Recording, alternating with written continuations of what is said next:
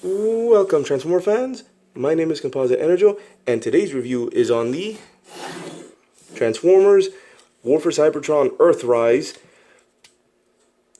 Deluxe Class Airwave. And here he is in one of his potential alt modes.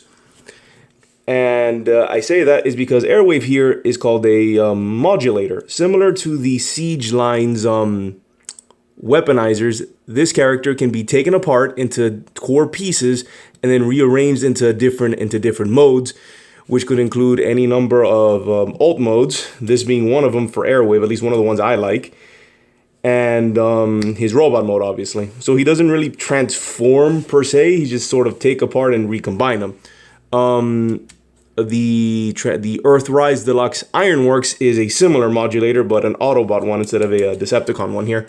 So yeah, here's Airwave in one of his potential modes, this one being probably my favorite of his potential modes, which is supposed to be, and I had to look it up because I thought this was an airport, but no, this is apparently a mobile, it's a land-based mobile aircraft carrier. Apparently, that's what this is, and you can see these treads down here with actual wheels. So yeah, this can roll. Not necessarily well, but it can roll. And yeah, I like it. I actually really dig this. It has a little command center right here. Two little gun emplacements here. I like having them standing up. And yeah, this is the area where you would have your little Micromasters play on. So yeah, these modulators tend to be basically transformed into little playsets, so to speak, which is okay.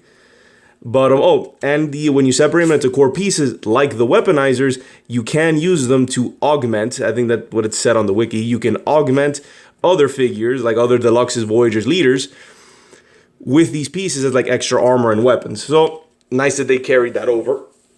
So yeah, here we have Airwave, and that's pretty much everything you can do with this one. Now onto his I'm only going to show two of his potential alt modes.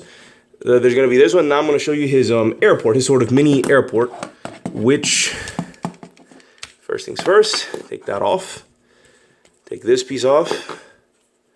Combine it like so. And then after this mode, I'll separate them into the core components so you can see exactly what you're working with. So you pop this over on this side, I believe. It's on this side.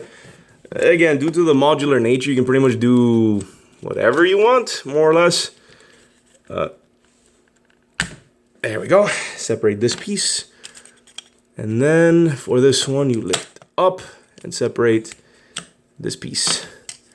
Now we're here. Next up, you combine them like so. Well, not combine them, but you have them like this, and then plug them like so. As you can see, getting into this mode from the carrier mode is actually very easy. Very few steps. And this you plug on this side. And this you plug on this side. And that's it. See? Wasn't kidding. Oh, the wheels also carry over, kind of. And the other two wheels are here. They don't really carry over.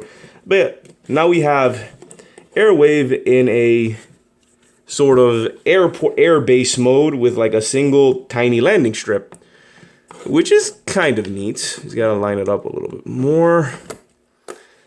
Yeah, what I do like is that he now has a proper control tower that's a little bit taller instead of that little command center thing. So yeah, it's pretty neat. I think I like the aircraft carrier one more, like the land-based aircraft carrier. But this little airport one's actually pretty neat. So yeah, and again, due to the modular nature of the figure, you can pretty much do whatever you want. Nothing's really stopping you. But these were the two modes that were in the instructions that I particularly liked. So you had airport and then the aircraft character. Now on to separating them into his core components, which will I'll then recombine them, and I'll combine them back together into his robot mode. So yeah, I'm going into his transformation now. But first, into his key parts. So we have these pieces, which will form the weapon. So we have piece one. So we have 1, 2, 3, 4, 5, 6, 7. And this separates like so. And there we have all of his separate components. And again, you can reuse these as weapons and armor for other figures, which is very cool that they kept that feature. But yeah, here we go. So now on to robot mode. We have this piece, we don't have to do anything. This piece, we do have to unplug it, rotate, unplug, rotate. And then we come to this piece, which you can tell is his foot. You just bend, sort of bend, collapse into itself. Like so.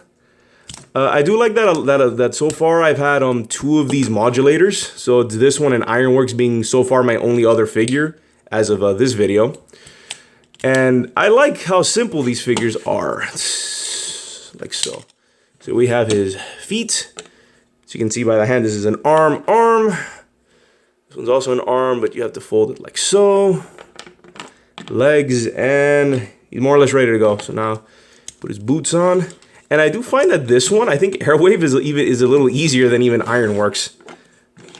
Plug it there, plug it there. Also this piece, separate a little bit so you can have some motion.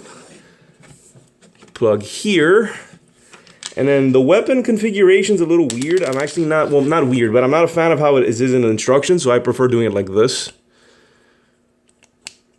So I also don't like that he doesn't have an actual hand. But that's okay, because you can replace it with a massive cannon. So yeah, I like having the massive cannon configuration.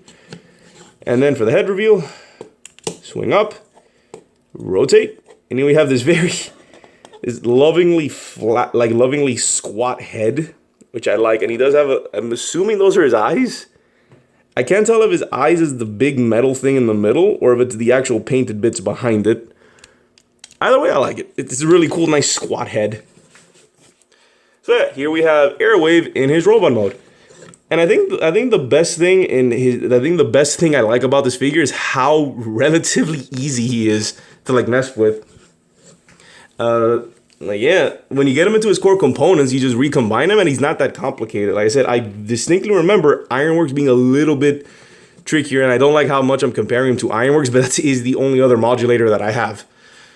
So yeah. Oh, and if you couldn't tell, this piece here can swing out as another port, but that's more, you know, for combining with other figures. So yeah, articulation, the head is on a ball joint. Arm can go, when you swing this up, can go out that far. Obviously it can rotate 360 and it can pop off. Swivel there, bend at the elbow. Down, other arm is the same. So you can kind of a swivel there, so a little bit of wrist action if you want. Legs can go out that far, forward, back, swivel at the knee, and bend at the knee as well. And hold, wait a minute, we got 2 swivels. You got a swivel up here and there, so, and an ankle. A deep ankle, but that's more for a transformation. So, yeah. I really like Airwave here. He's pretty cool. Very nice, solid, relatively simple figure. Now onto size comparisons. Here we have Ratchet. Then we have Cliffjumper sliding in. There you go. Yeah, due to the squat head, he is a little bit shorter than Ratchet, but he's still a pretty okay size for Deluxe. Decent size. And yeah, so overall, I really like Airwave. I think what really like sort of drew me to this figure was honestly the design. Like this really box-shaped chest and this really squat head really just got my attention. And that he was also a modulator was also interesting, since so far I really like the ideas of the weaponizers and the modulators. I don't have too many of them, but I do like them. So yeah, overall, nice, solid figure. I really recommend getting Airwave. He's a pretty cool figure.